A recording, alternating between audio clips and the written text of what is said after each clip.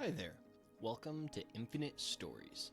This is the podcast where we sit down and interview everyday people just like you and me. This is your host, Mitchell Vine, and boy, do we have an incredible story for you. Let's jump into this week's interview.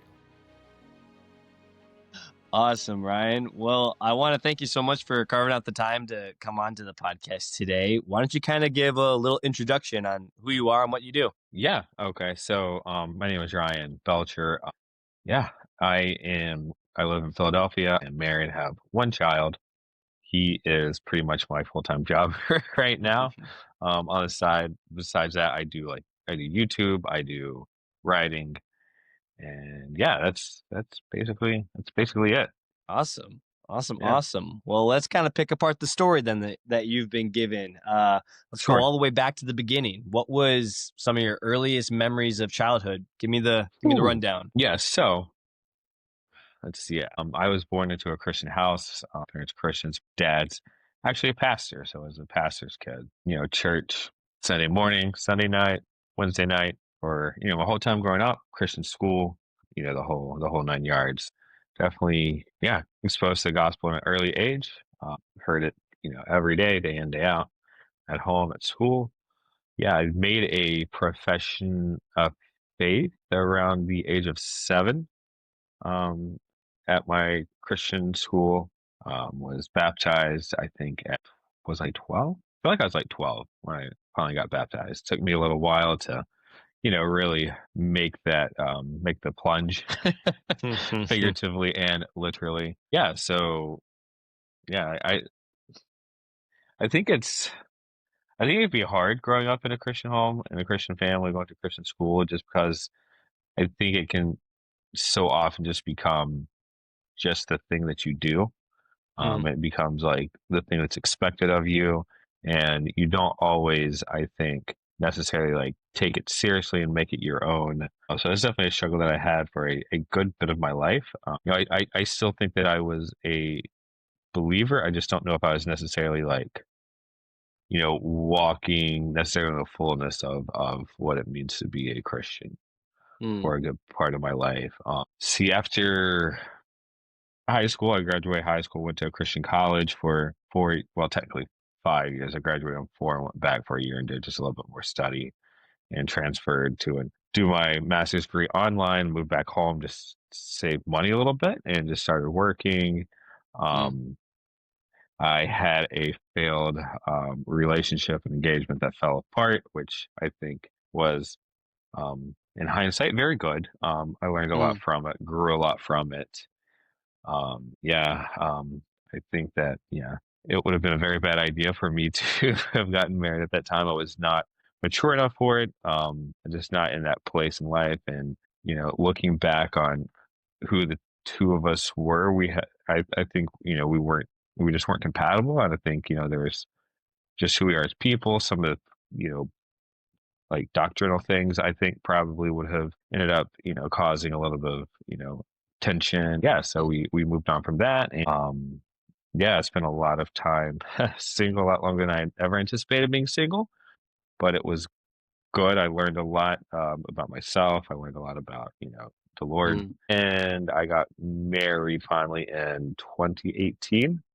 Yeah, met her online, actually, on Facebook, on a Facebook group for Christian singles.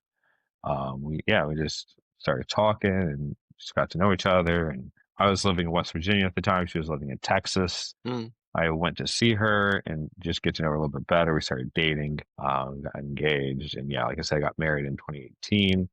By that point, she had moved to the East Coast, and we ended up living in Philadelphia. I got married on a Saturday. I moved on Monday, so that was a lot that happened in a very short period of time that weekend. But yeah, and just been living up here for the last 6.5 years now. Well, going on 6.5 years. We had our first kid in 2023, which is a fun story in and of itself, which I think we can get to in a little bit if you'd like, just because it's a very big part of my growth in the last couple of years. Yeah, I guess that takes us up to the present. Okay, well, now let's kind of pick apart the little pieces. One of my favorite questions to ask is can you think of a time where you encountered or understood sin for the first time? Mm.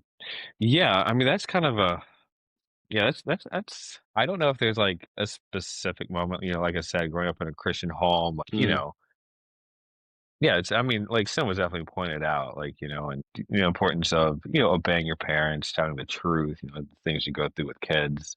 I think for me it's just been coming into a greater understanding of, what sin is, and just, what to do with your sin.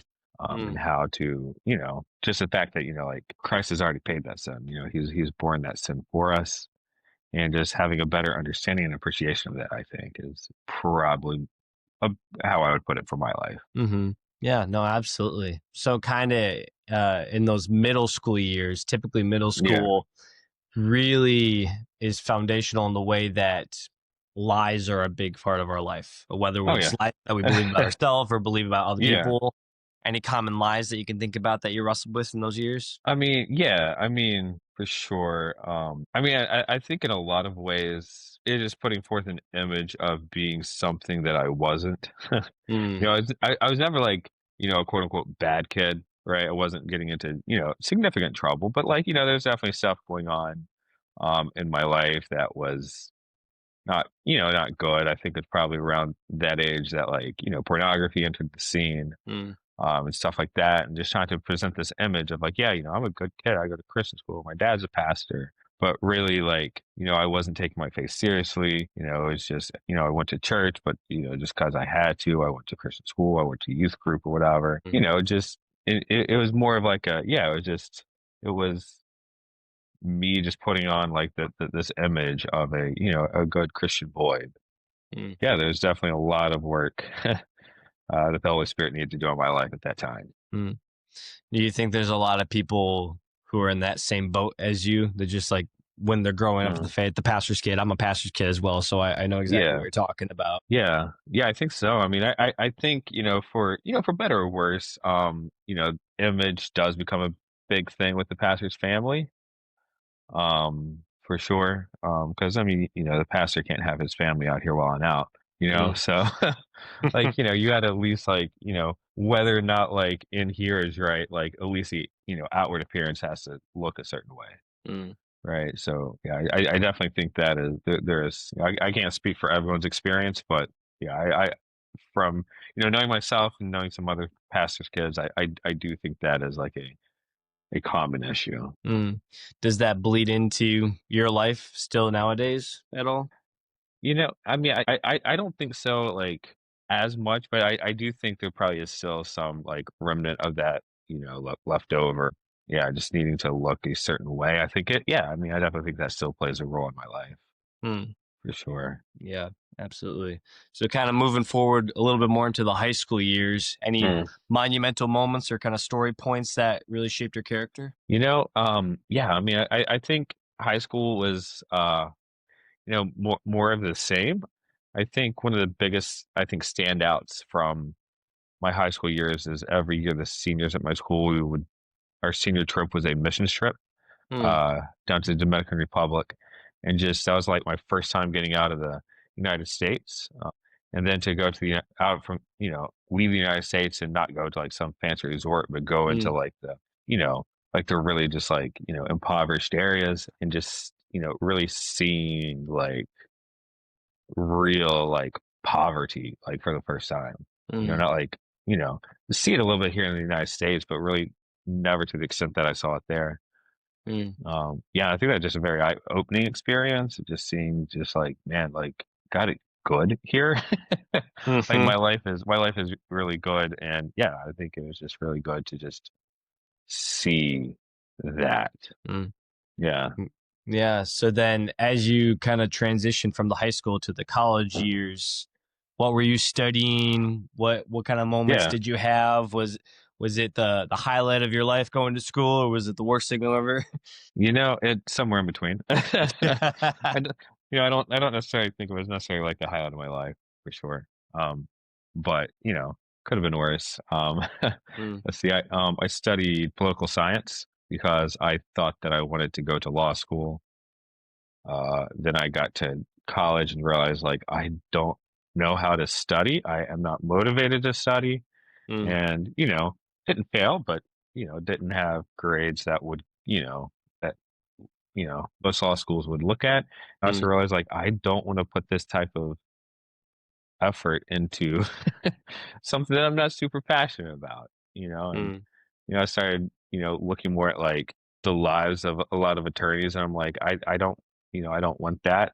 It seems like a lot. I mean, I probably not all attorneys, but a lot of them don't have a lot of time for enjoyment and family and stuff like that. They like mm, work long hours, and it's not something that ever really interested me. I mm, like to have a little bit more balance to my life. So, mm. yeah, I kind of like scrapped that idea and just kind of like just kept my life open. It was like I don't necessarily, I'm just going to take what comes to me. Yeah. Not necessarily like say like I want to do this, we're going to do that. Hmm. Yeah. So, were you able to kind of wrestle your faith out in the open in the college years then? Um. Yeah. A little bit. It definitely started to things started to change there. I started, just learning more. Yeah. Again, it was hard because it was a Christian college that kind of forced, church attendance and stuff like that. Hmm. So again, it's, it was kind of very much the same environment that I grew up in. But yeah, I did start, learning more, and just, studying things out a little bit more for my own and really coming to, well, starting to come to a better understanding of what I believe and like Mm, why I believe it, kind of making my faith a little bit more of like my own. Um, but yeah, I would say that that didn't really start necessarily happening as much until like post college. mm. Gotcha. So, what did that Yeah. shift look like then for you? Yeah. I mean, I think the biggest shift is when like I moved, like, so after I graduated, I went back home, lived at home for a few years and was continuing to go to my dad's church. But then around I don't even remember what year. I'm Eh. so bad with years. But at some point, I moved about an hour away from my parents and started going to a church that I chose. Mm, And I think that's really, kind of when stuff started really getting a little bit more serious with, trying to figure out what I believe, why I believe the things that I believe and things like that. mm. Gotcha. Gotcha. Gotcha. Yeah. So then we kind of talked about it a little bit earlier, but a lot of people in the Christian circles, they have talked about a salvation moment or an aha moment. Yeah. What did that look Yeah. like for you, or did it look differently? Right. I mean, yeah. So I always make the analogy that there's like the Paul experience and there's the Peter experience, right? Mm-hmm. Where Paul on the road to Damascus, like, God just like boom, and everything's different. Peter, it's not quite as, it's a little, I think Maya has been more of like the Peter experience of like, Mm, like one minute things are going well, the next minute is like Jesus, I don't know who he is. mm, I'm not one of his disciples, that kind of thing. But then, eventually once he got it, like, Peter mm, was one of the greatest, examples of what it means to be a Christian that we see in Scripture. Yeah, I think not that I'm comparing myself to Peter because I'm not quite there yet.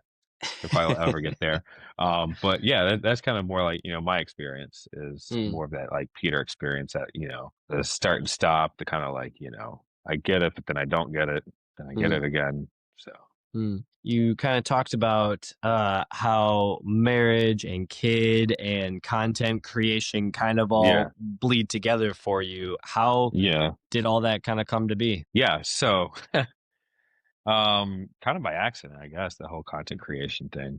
Um, yeah. So let's see. My son was born in June 2023, and yeah, September of 2022, I was laid off from my job. So it's kind of like laid off, got pregnant, all that, and kind of just like this quick time span that weren't necessarily anticipating everything happening the way it did, and it did. And I tried to look for some jobs here and there, and it just never really panned out. Um, and so by the time he was born, like I still didn't have a job, and so we just decided that like because like daycare and stuff like that is so expensive, like financially, it's just better off if I would just stay at home. because like it really wouldn't make that much sense if, all that money that I'm making is just going to daycare when I'm here anyways. Mm. Right. So we just kind of like put job searching, um, just kind of, to the side for the time being. And I was just going to be a stay-at-home dad. And so I just started started dabbling a little bit more into content creation. At that point, seeing if that's something that we could eventually, turn into something. Mm. Gotcha. So what would you say Yeah. your kind of style or your niche is? I'm still trying to figure out all of that. It's hard. It's hard because, I want to do so many different things. And it's just, focusing is like always been like something of a challenge for me. So, Mm-hmm. getting it down into a niche is super difficult. But like, yeah, I mean, it's broad. I would just say broadly like parenting from like a dad's perspective. I think a majority of all the, parenting stuff I've seen is like mom's perspective. I feel like dads get kind of left out a lot of times. Mm-hmm. So I kind of want to speak to dads a little bit, Mm-hmm. encourage dads. Mm. Yeah. That's nice. So how does the gospel come into that? How does it enforce? How does it Ooh, encourage? How does it propel yeah, forward? man, that's a great question. Explicitly, I'm still trying to figure that out, like how to actually Mm. work that into content. But I mean, obviously, like the gospel informs like everything that I do, right? Mm-hmm. And so, like, it's just trying to like figure out a way to take it from here to here. I would say just like just on a daily basis, and the things that I do, just trying to do all I do to the glory of God, right? And yeah, just trying to, I think it was like one of your last guests. Shoot, I forget his name, but he was a dude that did the baskets. He was like a music guy. Oh yeah, Yeah, Tommy, yeah, Michael Tommy, yeah. yeah. And he said something to the effect of like, figuring out why your God has put you on this earth and what you've been gifted with to try to Mm-hmm. like, yeah, that's just kind of like the way I'm seeing this is like, I'm here. I have something to say. I think it can be of help to people. Um, whether that's necessarily always like gospel explicit or not, like I still feel like I can be of an encouragement to people out there. And that's, Mm. what I'm trying to figure out how to do at this time. Mm. Love it. I love that, Yeah. man. Uh, in a lot of different stories, my favorite character is always the mentor, or the old man, Yeah. Gandalf, Dumbledore, all Mm, those different Yodas. yeah. Were there any mentors or guides in your story that you can think of that have kind of helped you to where you are today?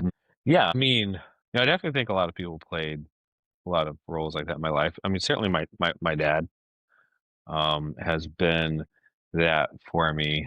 Um, yeah, I think I've always had a pretty, decent, close relationship with my dad. Mm. For sure. Yeah. I mean, he's probably like number one. Uh, has some pastors, not necessarily like older, but little Mm-hmm. older than me that I've Mm. also I've learned a lot from, especially in recent years. Having having your dad as a pastor is, I think, a lot of times weird because like, you know, you to me it's like you either have a dad or you have a pastor. When it's both, like it's kind of hard to like separate the two. So yeah, I Mm. think it's helpful now, like having pastors that I can go to that aren't my dad for those more like pastoral type mentors things. Mm-hmm. Um, yeah, and I think that there's been a handful of those in the past, like decade or so Mm-hmm. that have been Nice. very helpful for me. Do you picture yourself as a guide or a mentor right now, where you're at? I mean, not yeah, I don't think so. Maybe to my son, I don't know, but Mm-hmm. other than that, yeah, like I just don't know what that looks like for me right now. Mm-hmm. I feel like, I'm just now getting to that age where like I have at least somewhat enough wisdom to do that. So maybe, figure out what that looks like the next few years. Mm. Yeah. That's all right. I mean, definitely Yeah. start with your little dude. That's definitely Yeah. priority number. Yeah, for sure. Awesome. That's awesome. Well, I've got Yeah. kind of a more fun question for you now that we've kind of Sure. picked apart your story. What have been some influential like books, podcasts, or resources that have kind of impacted you in your story up until this point? That is a great question. Yeah, there's been a lot. Most recently, like right now, like in this moment, I've been going through this book called Parenting by David Tripp, Paul David Tripp. Mm. And it's just excellent. It's really like reorienting, like just how I view parenting. and how I view my role as a parent. So that's been super helpful. I think learned a lot from R.C. Sproul, Mm. um, just from him. Like, yeah, just he was, yeah, just a great source of wisdom, I think. Let's see, podcasts. Yeah, I mean, I don't necessarily have like any particular podcast I listen to like on the regular. I don't Hmm. think, but there's been a few. But yeah, just I'm trying to think of other books that I've read in the past few years that have made like a huge impact. I don't know. Sorry. That's all Yeah, right. blanking on that one. But yeah, No worries. Yeah. So then I guess on the flip side of that, then are you more of a book person or a movie person? So recently I think I've been more of a book person, but I think I'm more of like a TV person, like a TV show person than like movies. Okay. Yeah, I think I Okay. prefer like a TV show to a movie.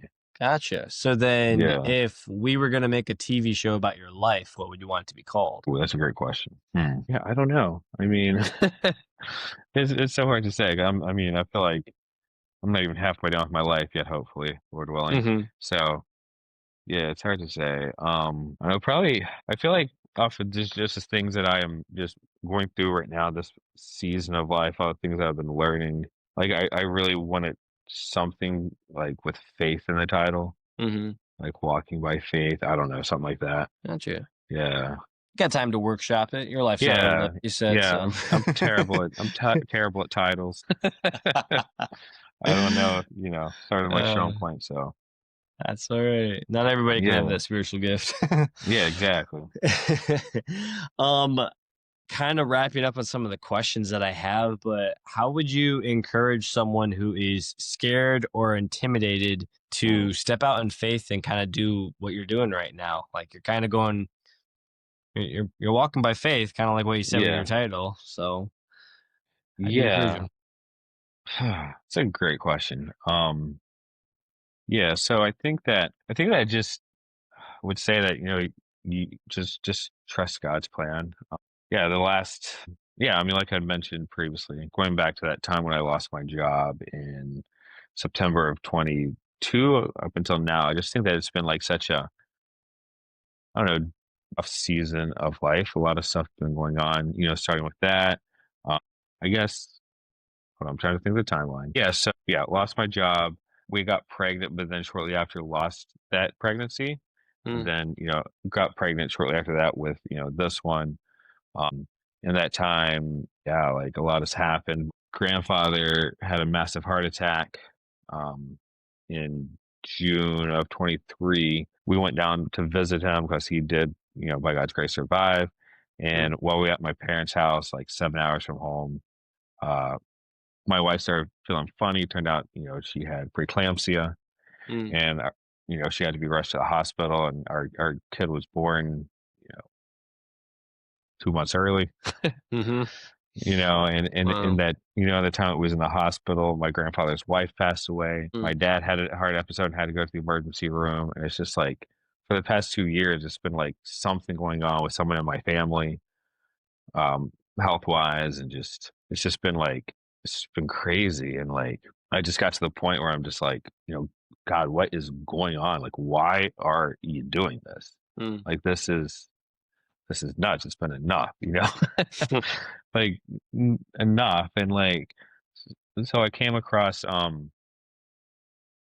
all places the book of Habakkuk, which mm. I think it's definitely become, I think, my old favorite Old Testament book. If you Mm. don't mind, I'm just gonna Oh, turn there please real do. quick and just share some stuff. Yeah, it's just been on my heart recently. I can I can't even find. I got a bookmark in this other Bible. Hold on one second. That's what I'm saying. Like, Smart man. it's one of those is small, but yeah, yeah, and it's just it's this book where like Habakkuk is just like in this Bible it's the first section is titled Habakkuk's complaint, right? So it's just like you know just pouring out his heart to God, just kind of like almost in a way accusing God, right? Like Mm, we see like in the Psalms or in Job, and God answers back to him, and one of the things that God says is that I'm doing a work in your days that even if I told you, you wouldn't believe what I'm doing. right? And then, Habakkuk comes back and says some more complaints to God. And then, back to what I referenced a second ago in Habakkuk chapter 2, 4, God says, "Behold, his soul is puffed up, it's not upright within him, but the righteous shall live by faith." And, when I read that verse, we hear Paul talk about it in Romans and Ephesians, the righteous shall live by faith. And, we hear from, like the Reformation cry was, the righteous shall live by faith. And, when we hear it in those contexts, I think for most of the first thing that comes to mind is justification, right? We're saved by grace through faith. It's not of, the works that we've done, right? That was Luther's big beef with the church at the time was, you know, it's not, all these things that we're doing on top of our faith. It is our faith that saves us. But when we read it in Habakkuk in that context, it's not just the faith that saves us. It's our everyday life, our entire life. Everything that we do is faith. We have faith that God is going to keep his promises. We have faith that, even though God is bringing us through this time of trial, that he's doing it for our good and for his glory, and that, we're being sanctified through what we're going through. And yeah, so that's what I would say to someone is just like, this, whatever you're going through, whatever, it's not going to be easy. It's never easy. God never promised our life was going to be easy. You read through the Bible. Who in the Bible had an easy life? If life was going to be easy, someone in there, Jesus would have had an easy life, right? If anybody deserved to have it easy, his wasn't easy, right? But we just wake up every day and go about our day through with and live it by faith, and trust God that whatever he's doing, that's right. We may not see it in the moment. It may be years before we may never know. We may never know this side of glory, like why things are the way they are. But it doesn't matter as long as we have that faith. That's all that God calls us to, and that's all he expects of us. And it's enough. Yeah. Yeah. That's good, man. That's good, man. Well, then I guess I really only have my last question. Then, is there anything else that you sense the Holy Spirit wants you to share on behalf of anybody who'd be hearing this right now? Okay. Yeah. Yeah. I don't know. I mean, yeah. I think that's it. Yeah. Yeah. The righteous, they shall live by faith. Awesome. Yeah. Awesome. Well, I'm really grateful you shared that. I know I Yeah. needed to hear that. I hope somebody else listening to this right now just got a little shot of truth, and it's lifting him up today. I had a really cool moment with a friend the other night. Just had like a really aha moment with God, and like he was just silent for a second. He was just like shaking his head, like, "Wow, Yeah. I want this all the time." And I was like, "Well, I can't promise you that, but I know that that's one of the points and the reasons behind the body of Christ, that we're supposed to bear each other's burdens, lift each other up, point each other back to the truth, and worship with one another, and so that we can actually encourage each other to actually enjoy the life that we've been given, and just the gift that it is." And so I'm really encouraged by this time. I want to just give a thank you to you, Ryan, for coming on and just sharing your story, what you're doing, and hopefully in the near future we'll see what God keeps doing with you and your story, and maybe we'll do a part 2 later, maybe 20 years down the road. We'll do another episode and see what happens in the story. But I have a rather silly way that I like to end the episodes. You've heard the episodes, so you know what's happening. But I'd love to do a high five with you. So why don't you pick a number between 1 and 10, and we will high five the camera, and that'll be the end of it. Okay. I'll go with 6 since my son was born in June. 6 Nice. months. Yeah. All right. So let's count down from 6, 5, 4, 3, 2, 1. Thank you so much for listening to this week's Infinite Story. If it resonated with you, send it to someone you think would be blessed by it. If you would like to share your story, please reach out to us at infiniteideas.studio. You never know how far the impact of your story can reach. Take care now.